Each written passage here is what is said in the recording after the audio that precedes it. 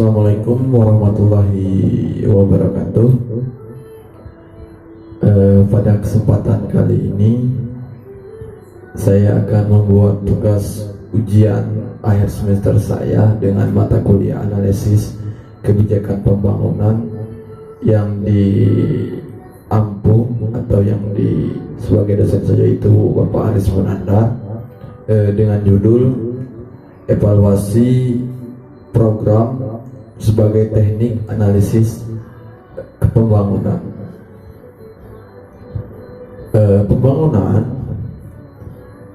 merupakan sebagai proses manajemen dari program-program yang dimulai dari perencanaan, pengimplementasian, kontrol, dan evaluasi seperti itu. Nah, jadi ketika kita mau mengevaluasi, kita harus tahu dulu nih, apa sih yang menjadi dasar pemikiran dari evaluasi itu sendiri. Definisi evaluasi itu merupakan suatu kegiatan untuk membandingkan antara keadaan yang diinginkan dan dengan keadaan yang terlaksana.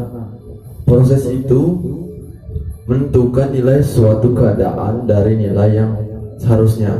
Contohnya seperti ini.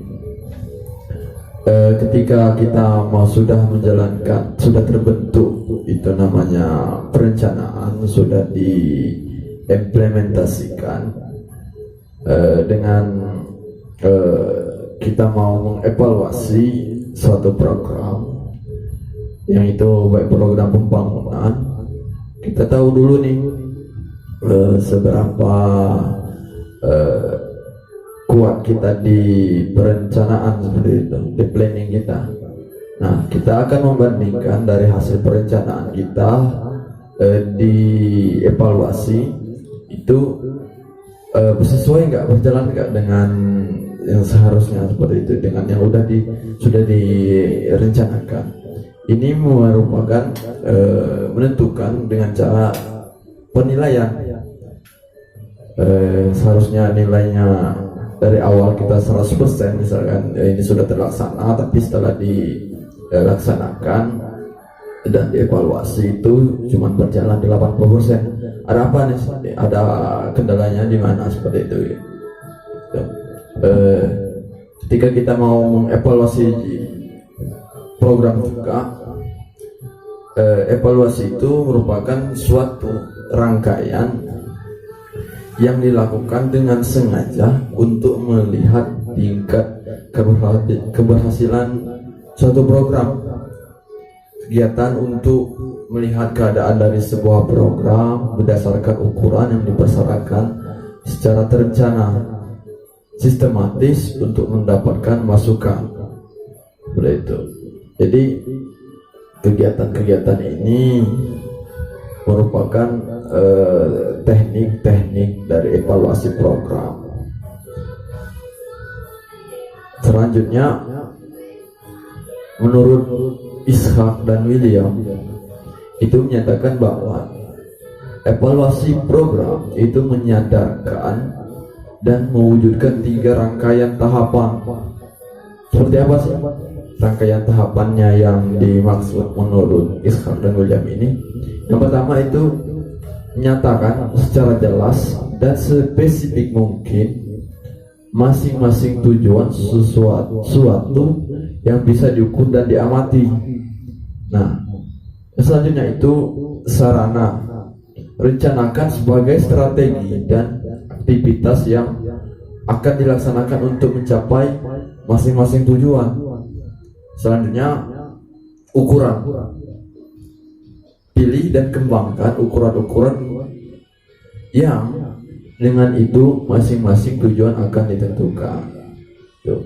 Di sini saya akan membahas mengenai model-model evaluasi program. Seperti apa sih model-model evaluasi program itu? Yang pertama itu goal oriented evaluasi, tujuan orientasi evaluasi. Seperti apa sih yang dimaksud dengan goal oriented evaluation ini? evaluasi ini selalu berkesinambungan dan terus-menerus selama program berlangsung dalam rangka mengawal tercapainya tujuan program. Nah, jadi evaluasi yang berkesinambungan ini dilakukan secara terus-menerus. Jadi gunanya untuk mencapai tujuan program yang telah direncanakan dari awal seperti itu. Yang selanjutnya itu goal free evaluation. Evaluasi ini untuk mengetahui hal-hal positif dan negatif dari adanya sebuah program.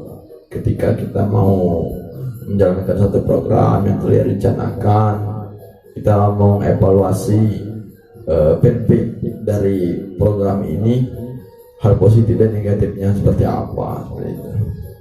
Yang selanjutnya itu summative evaluation. Evaluasi untuk mengetahui apakah hasil yang dicapai di akhir-akhir program sesuai dengan hasil yang direncanakan. Nah, jadi di sini titik penekanannya. Kita mengetahui nih setelah dievaluasi dari program-program kita yang ingin dilaksanakan sudah mencapai di akhir hasilnya sesuai dengan apa yang telah direncanakan seperti itu. Nah, selanjutnya itu formative evaluation, merupakan evaluasi untuk mengetahui apakah pelaksanaan tahapan-tahapan program sama dengan tahapan-tahapan yang direncanakan. Nah, yang selanjutnya itu evaluasi untuk continuous evaluation.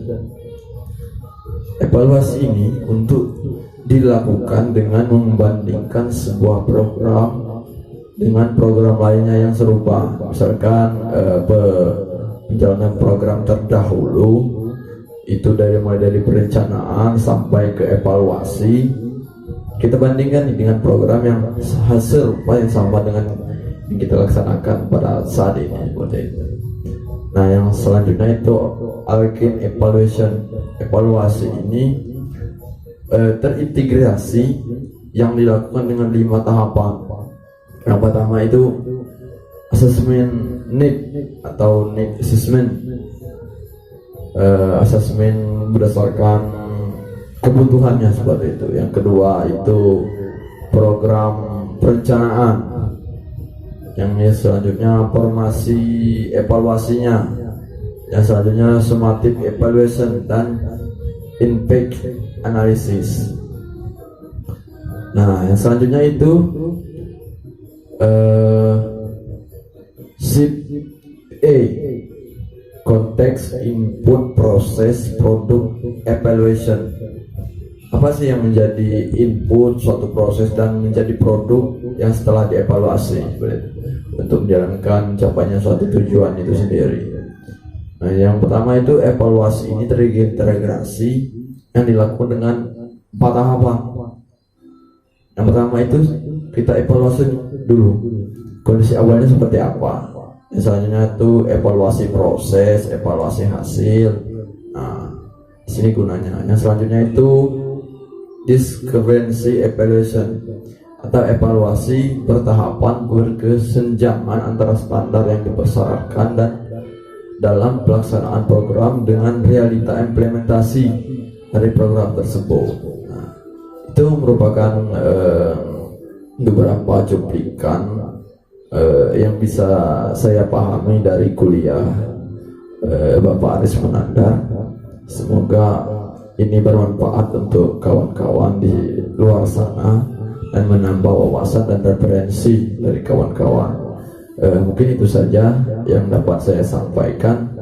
Lebih dan kurang mohon maaf kepada Bapak dosen saya, Pak Aris Munandar. Semoga suka dengan video yang saya buat. Lebih kurang, Assalamualaikum warahmatullahi wabarakatuh.